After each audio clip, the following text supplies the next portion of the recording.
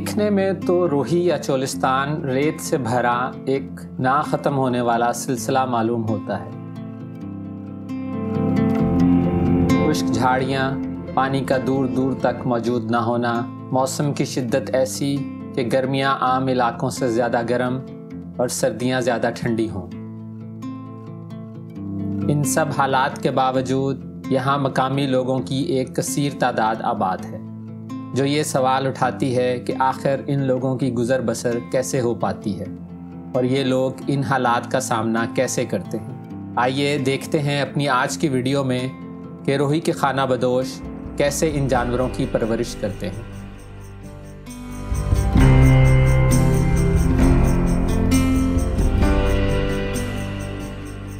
सुबह सुबह जानवर तकरीबन 8 बजे के करीब निकल जाते हैं अपने बाड़ों से चारे की तलाश में। तो ये असलम ने मुझे बताया कि अब ये गायें जा रही हैं चरने के लिए।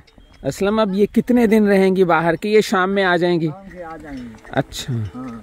और वो जो गायें जाती हैं जो फिर 20-20 दिन नहीं आती, वो आज चली जाती हैं। अच्छा, वो और हैं? और हैं। ठीक। रोही या चोलिस्तान में मिलने वाले बड़े जानवरों में गाय और ऊंट शामिल हैं। चोलिस्तानी या देसी क्रॉस में ये गायों की एक ख़ास नस्ल है जो इस मौसम को बर्दाश्त करने की सलाहियत रखती है। सारा दिन ये जानवर अब चोलिस्तान के इन तपते हुए सहरा में इन्हीं झाड़ियों में अपनी खुराक तलाश करेंगे।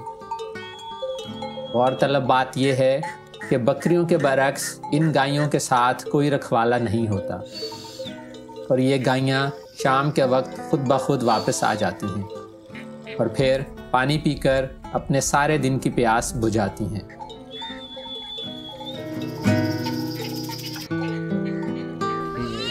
हमारा दोस्त ये बाड़ा है बकरियों का और छोटे जानवरों का।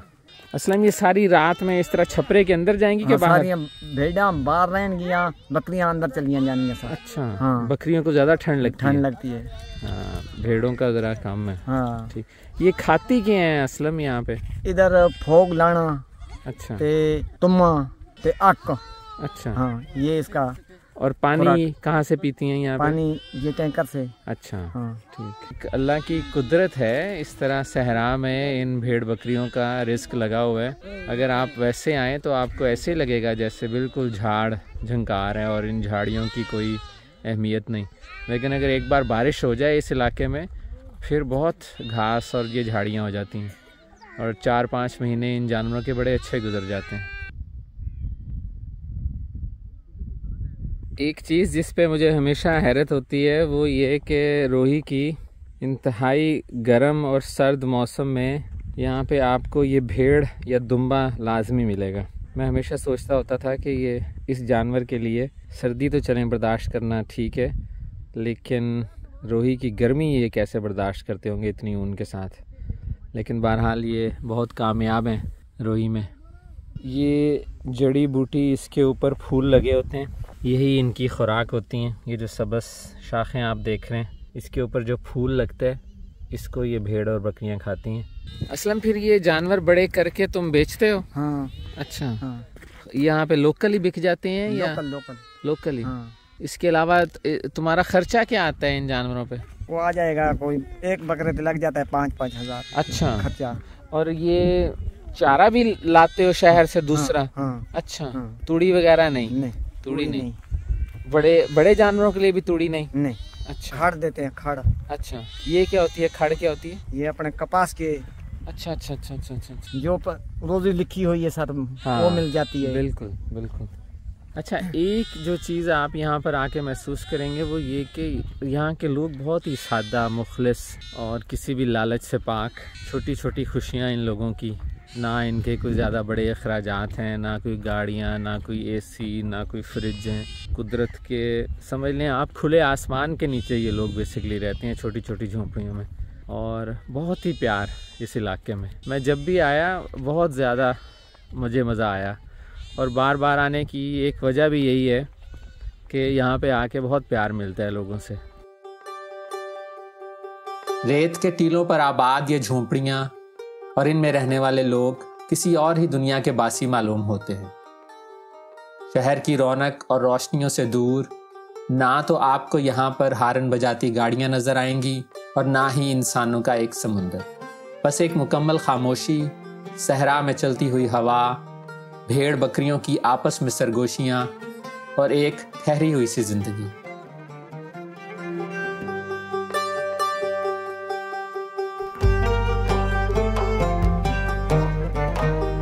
ये है मेरे रोही और मेरे चोलिस्तान की कुल कायनात। यकीनन ये शहर से आए हुए लोगों के लिए शुरू में बहुत पुरकशिश मालूम होता है, लेकिन यहाँ पर इन हालात में मुस्तकिल बुनियादों पर रहना किसी हिम्मत और जज्बे के बगैर मुमकिन नहीं।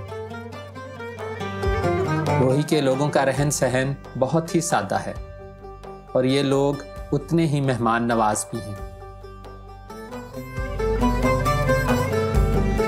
जानवरों की अफजाइश, उनकी देखभाल इनकी जिंदगियों का कुल खुलासा है।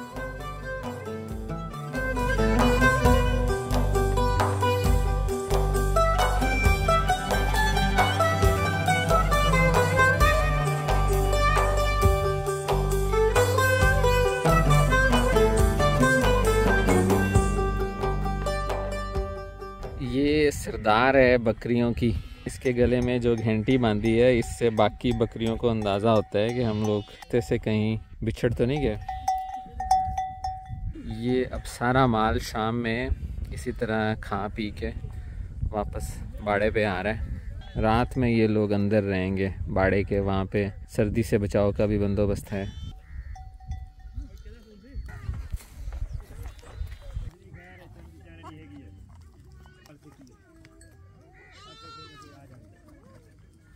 ये जो बाड़ आप देख रहे हैं ना साइड पे, ये इसलिए लगाई है कि सर्दियों में हवा शवा ना आए। इसमें भी आप देखें झाड़ियों के नीचे ये गोबर की तह लगाई हुई है। इससे थोड़ी सी एक तो मजबूती आ जाती है झाड़ी पे, और दूसरा ये कि नीचे से हवा वगैरह बंद हो जाती है। तो ये गाय अभी ताज़ा ताज़ा सूई है, 1 या 2 दिन हुए हैं इसे माशाल्लाह।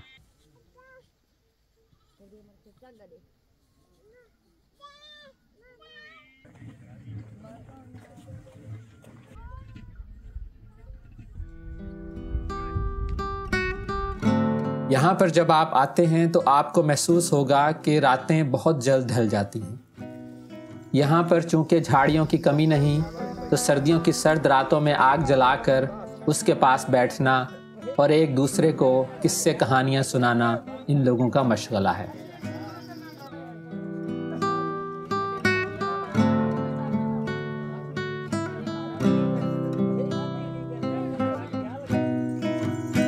चोलिस्तान का सहरा 26,300 मुरब्बा स्क्वायर किलोमीटर पर फैला हुआ है।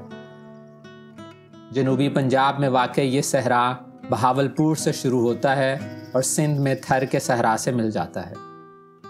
यहाँ की आबादी गो के लाखों में समझी जाती है, ताहम कोई मुस्तनद आदाद व शुमार दस्तयाब नहीं। उसकी एक वजह यहाँ के लोगों की मुस्तकिल बुनियादों पर नकल मकानी है। बारिशों के बाद जहाँ जहाँ पानी इकट्ठा हो जाए, ये लोग अपने जानवरों और ऊँटों के साथ वहाँ मुंतकिल हो जाते हैं।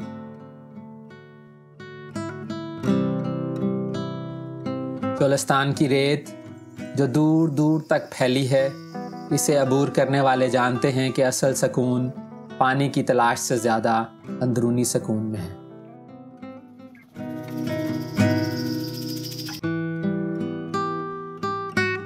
सहरा की वसत में इंसान को अपनी हकीकत का सामना होता है, जहाँ ना कोई बस्ती होती है और ना कोई साइबान, सिर्फ रेत और आसमान।